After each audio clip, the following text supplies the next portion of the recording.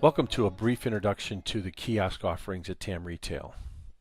When we're talking about kiosks, the kiosk itself, the equipment, can come in many different shapes and forms, and they can be customized to your needs.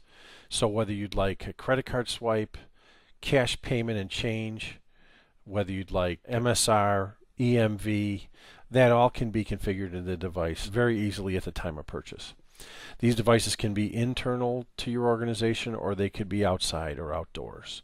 The outdoors ones can be mounted many different ways. You'll notice here that there's a color palette being used. This can be customized, so that if you'd like the buttons to be a different color to match your branding, that's fine. You have control over some of the text as well.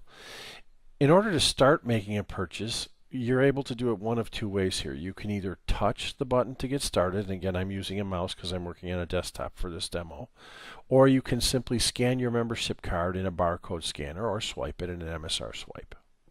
I'm going to touch to get started as a non-member. The system can be configured however you like. There's a program in the back office called Kiosk Configuration.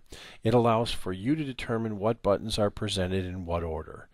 That means that you can make a kiosk do both parking and tickets like I have, or you could solely devote a kiosk to parking and solely devote a group of other kiosks to ticketing. Obviously, if you were doing just one general type, then this screen would not be necessary.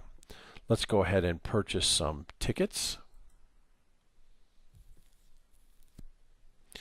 Now it's important to remember that these buttons also are like placeholders. You design them. I've created general admissions, and then I've done some timed capacity-based events within the organization.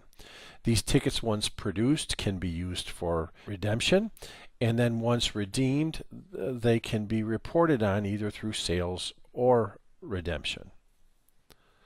It's also important to remember that this kiosk acts like a register within TAM. So there's going to be a complete electronic journal.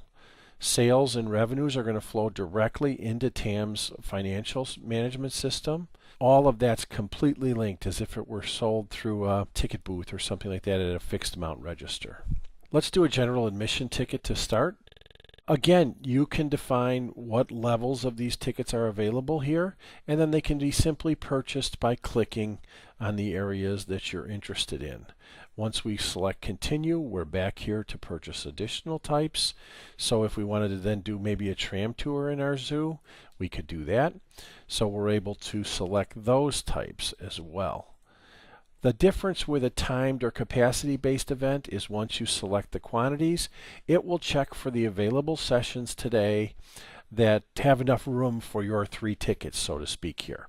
So we're able to then select the exact session that we'd like. We're going to do it just before lunch at 11. When it's time to check out, we simply touch the checkout button. We get a nice clean summary. Once we confirm that this is what we want, we're able to select that. We then at this time would either utilize our credit, gift, or debit card to process payment. Again, this is going to be done through whatever's integrated into the kiosk at your desire. Once we've made the payment successfully, then obviously the device would have prompted for any PIN numbers or anything like that. But once we've made the payment successfully, we see a little thank you screen, and that completes the demonstration. Thank you for watching.